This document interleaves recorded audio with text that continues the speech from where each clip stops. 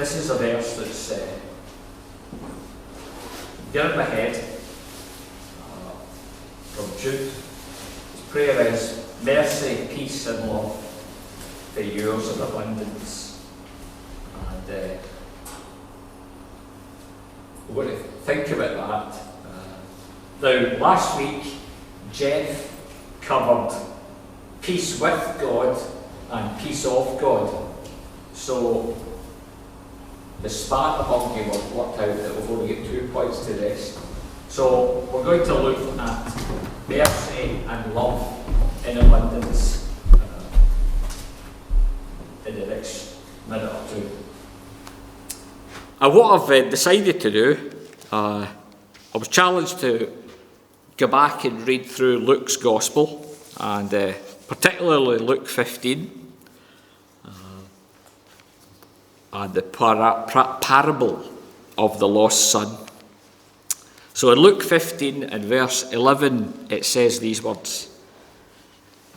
Jesus continued, there was a man who had 2 sons. The younger one said to his father, Father, give me my share of the estate. So he divided his property between them. Not long after that, the younger son got together all that he had, set off for a distant country, and there squandered his wealth in wild living. After he had spent everything, there was a severe famine in the whole country, and he began to be in need. So he went and hired himself out to a citizen of that country, who sent him to his fields to feed the pigs. He longed to fill his stomach with the pods that the pigs were eating, but no one gave him anything. When he came to his senses, he said, How many of my father's hired men have food to spare, and here I am starving to death?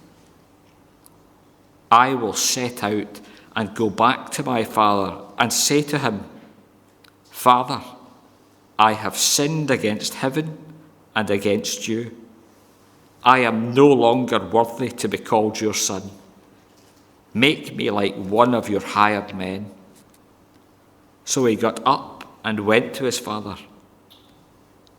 But while he was still a long way off, his father saw him and was filled with compassion for him. He ran to his son, threw his arms around him and kissed him. The son said to him, Father, I have sinned against heaven and against you. I am no longer worthy to be called your son. But the father said to his servants, Quick, bring the best robe and put it on him. Put a ring on his finger and sandals on his feet. Bring the fattened calf and kill it. Let's have a feast and celebrate, for this son of mine was dead and is alive again. He was lost and is found. So they began to celebrate. Meanwhile, the older son was in the field. When he came near the house, he heard music and dancing. So he called one of the servants and asked him what was going on.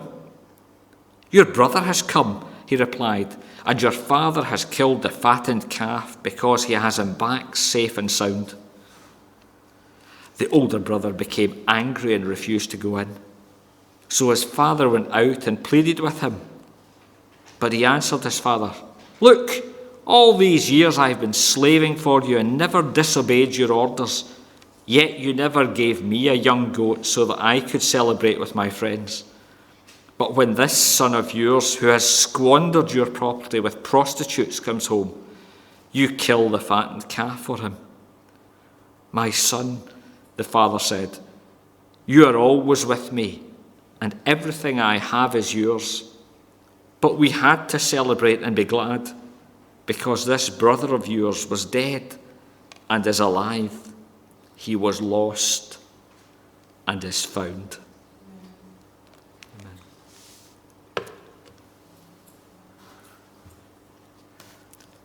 So, in difficult times, just to refresh yourself, and it was interesting that Jonathan had picked that song about the Apostles' Creed, just to go over again What's special about our faith in God? What makes it unique? What makes it solid when times are difficult? And these verses just remind us again of how much God loves us, how much he has had mercy on us. And so not long and not complicated, hopefully. I want to look at mercy. Now, I've always grown up with a song that says, mercy is when God does not give us what we deserve.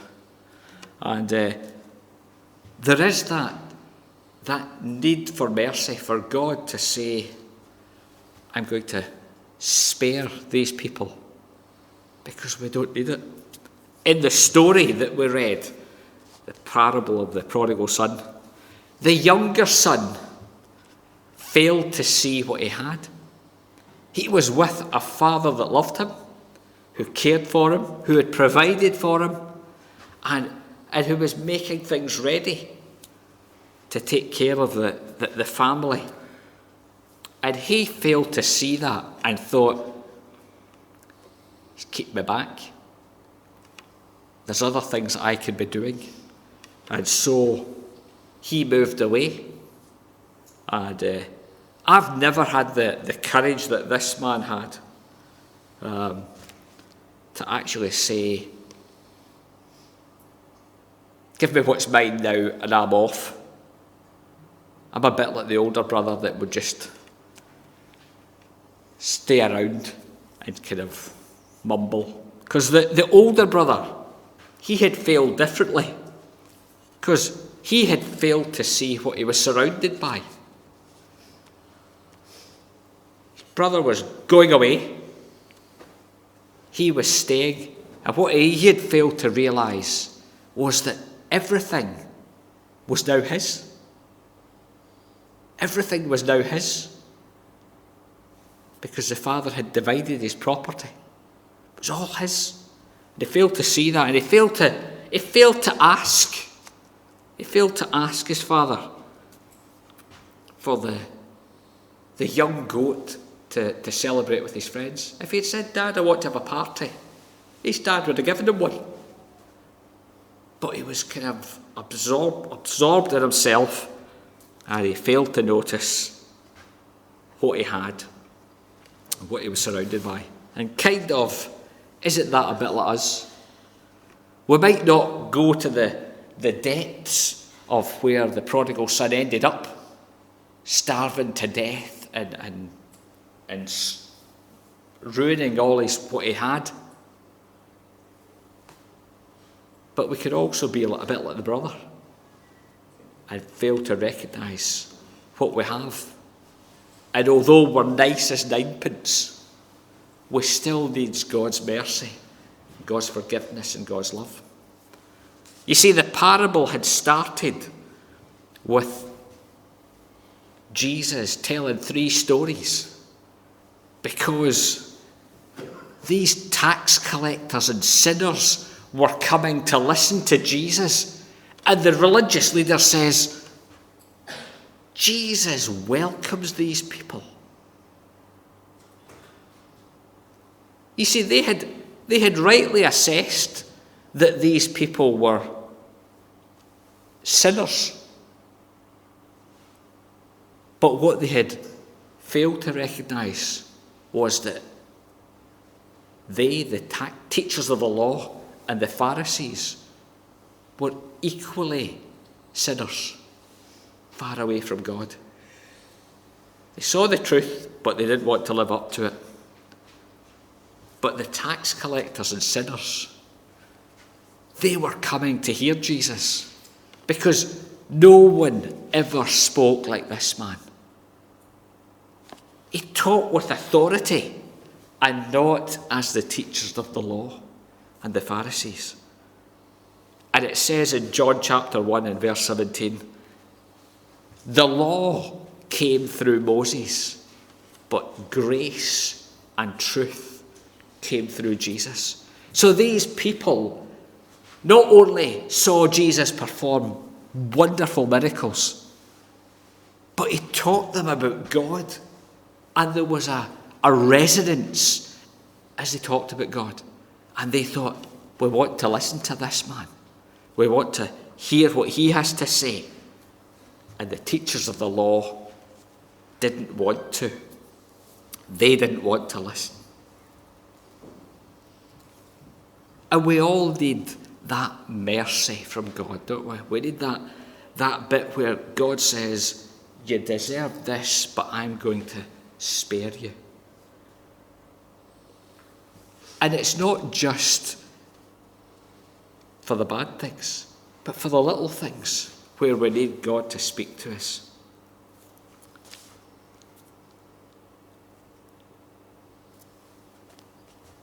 Lost my train of thought there. So let's move to love. Let's miss that bit out and go to the next bit. In this story, the young man comes to a conclusion. He ponders his situation. I love this. He pondered his situation because he was thinking to himself, I've run out of money. Nobody's helping me. I'll go and get a job, but it's not fulfilling me. It's not giving me what I need. And he said, I often wanted to sit and fill my belly with the pods. So he was starving hungry. And then it dawns on him, I'm a hired man now. But my father's hired men are better off than me because they've got food to spare. They've got food to keep them going. And so he says, I'll go back. So he says, I'll go back and be with my father. And I'll say to him, I have sinned against heaven and against you. So he was going to put it right. He knew that he had mucked up. And I'll say, I don't deserve to be your son. Make me like one of your hired men. And so he gets his stuff and he goes back to see his dad. You see, he would have to live with the consequences, but it had to be better than starving to death.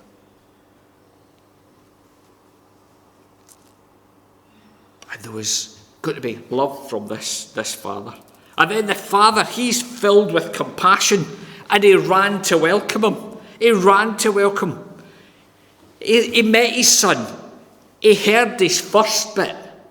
He allowed him to confess that he had sinned against heaven and against his father. But he didn't need the rest. He didn't need the rest. He was back. You're home. And he welcomed him.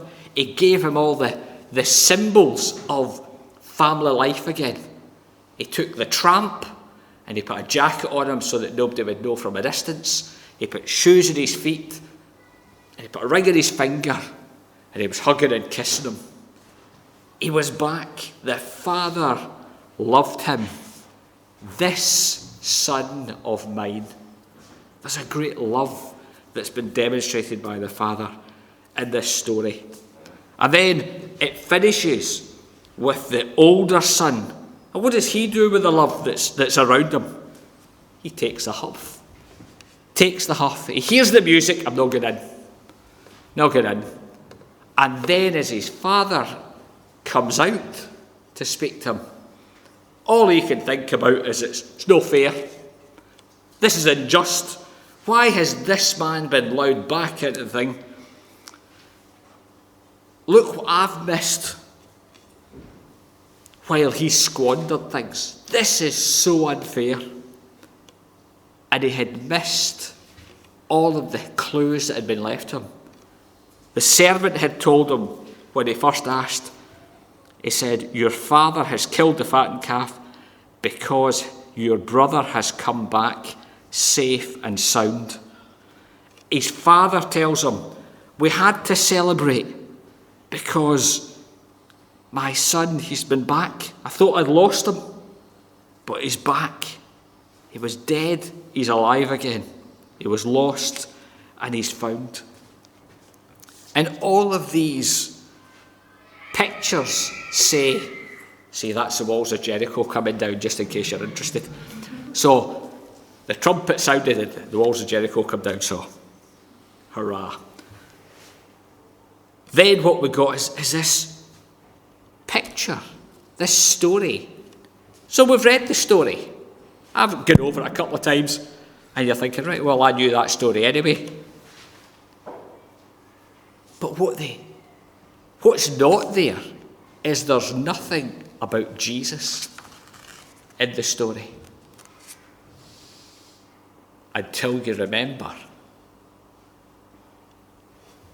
that for the Father to love and to forgive, the past had to be dealt with. And for God the Father to deal with us, our past has to be dealt with.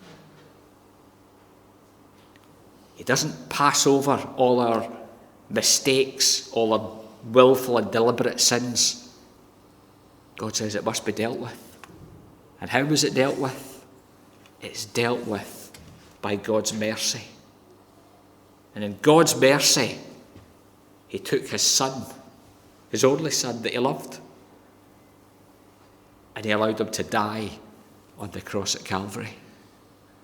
And God made him, who had no sin, to be sin for us. That's mercy. I deserve to die, but Jesus died for me. Jesus died for us. And it says in Romans, therefore, since we have been justified by faith through Jesus Christ, we have peace with God. So the bit that Jeff was talking about last week, we've been reconciled, we've been brought near again because of that. But then God says, but there's even more, because I'm going to shed into your life loads of love. I'm going to shed loads of love because Christ has died for you. I love you as a child, and I'm going to give you all my love to support you, to sustain you, because you've got to be different. You've got to be different. Because from now on, you're trusting in me. See, and wouldn't it be great if the prodigal son story had gone on and told us a bit more about what happened the next day and the day after? But it doesn't, it stops there. And Jesus wants us to know that you can come to know Jesus Christ as your Saviour and Lord, but you have to be different from then on to live like Jesus. And for that, you need God's mercy to deal with when you've made a mistake. But you need his love to keep you going. I don't think the prodigal son would have come back and been able to sustain, I'm just like a hired man. He might have been able to swallow his pride for a little bit, but eventually it would have annoyed him. It would have rankled because his brother was there and he would be rubbing it in. You waster. I could picture that in my head. And Jesus says to his followers, I need you to be different, to follow me wholeheartedly. So I need to pour in my mercy, I need to pour in my peace, and I need to pour in my love so that you can live for me in Leeds in 2022. Because that's what God's asking us to do, to live for him as Christians by his strength and by his power. Thank you. Jonathan.